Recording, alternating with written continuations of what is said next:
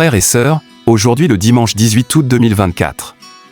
20e dimanche du temps ordinaire de l'année liturgique B. Nous sommes invités à découvrir comment la sagesse divine et l'Eucharistie transforment notre vie et nous guident vers une existence pleine de sens et de grâce. La liturgie de ce jour nous conduit à une contemplation profonde du mystère de la sagesse divine et de l'Eucharistie, qui est le cœur de notre vie chrétienne. La première lecture du livre des Proverbes nous présente la sagesse sous la forme d'une figure féminine qui invite chacun à se nourrir de ce qu'elle a préparé. Cette invitation est un appel à quitter la superficialité, l'étourderie, pour embrasser une vie de discernement et d'intelligence spirituelle.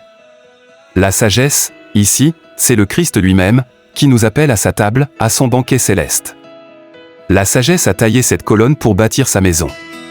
Ce chiffre 7, dans la Bible, symbolise la perfection et la plénitude. C'est donc une invitation à entrer dans la plénitude de la vie que Dieu nous offre. Mais cette plénitude n'est accessible qu'à ceux qui abandonnent les chemins de l'inconsistance et du péché, pour s'engager sur la voie de la sagesse et de l'intelligence, celle qui conduit à la vraie vie. Le psaume nous invite à goûter et à voir combien le Seigneur est bon.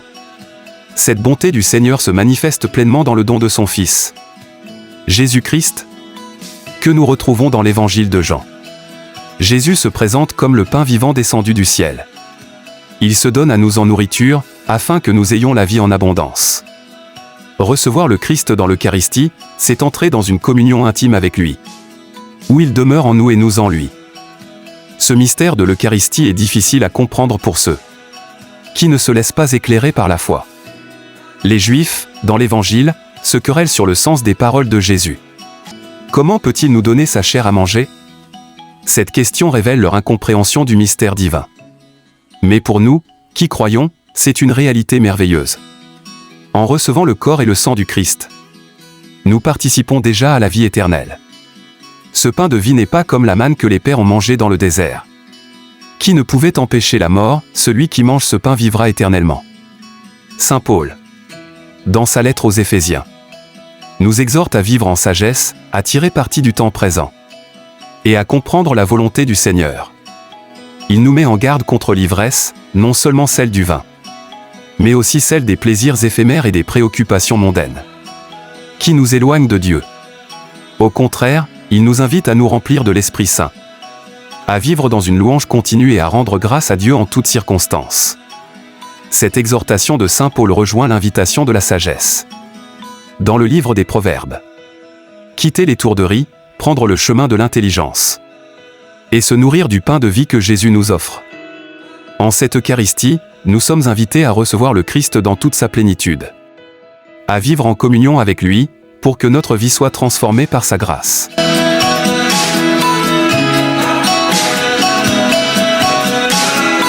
Alors, frères et sœurs, laissons-nous interpeller par ces lectures. Quelles sont les sources de notre véritable sagesse ? Comment nous laissons-nous nourrir par le Christ dans l'Eucharistie ? Sommes-nous prêts à quitter nos habitudes de vie superficielle pour suivre le chemin de l'intelligence, celui qui nous mène à la vie éternelle ? Demandons au Seigneur de nous donner la grâce de vivre pleinement ce mystère, de le recevoir avec foi et d'en témoigner par notre vie, pour que, en tout temps, notre existence soit un chant de louange à la gloire de Dieu.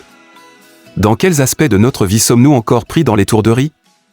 Comment pouvons-nous nous tourner vers la sagesse divine pour choisir le chemin de l'intelligence et de la vie ?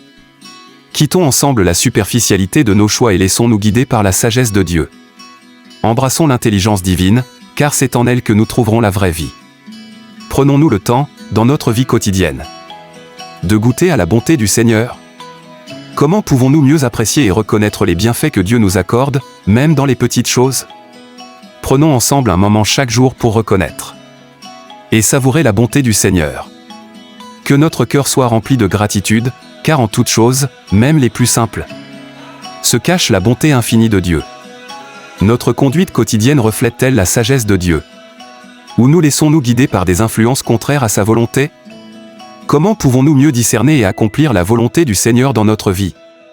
Examinons nos actions et nos pensées, et alignons-les avec la sagesse divine.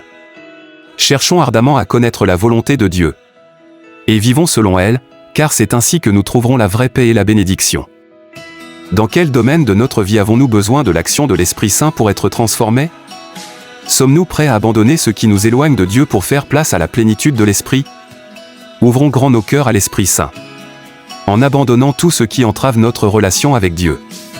Que l'Esprit nous transforme, afin que notre vie devienne un témoignage vivant de sa puissance et de sa sainteté. Vivons-nous pleinement la grâce de l'Eucharistie, en laissant le Christ demeurer en nous?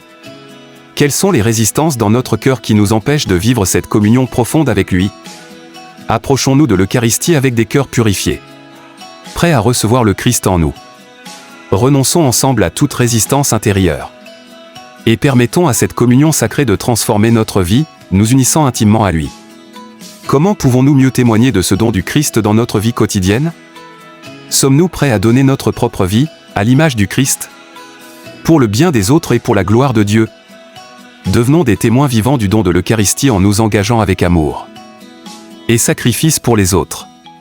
Comme le Christ a donné sa vie pour nous, offrons la nôtre en service, pour que sa lumière brille à travers nous.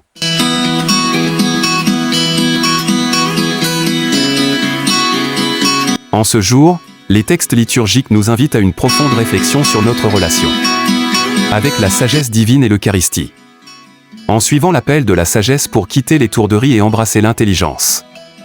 Nous nous engageons sur le chemin de la vraie vie, en savourant la bonté du Seigneur et en vivant selon sa volonté. Nous cultivons une vie de gratitude et de paix. Laissons l'Esprit Saint transformer nos vies, en abandonnant ce qui nous éloigne de Dieu, et en nous ouvrant pleinement à sa grâce. En recevant le Christ dans l'Eucharistie, nous sommes appelés à une communion profonde avec lui, unissant notre vie à la sienne.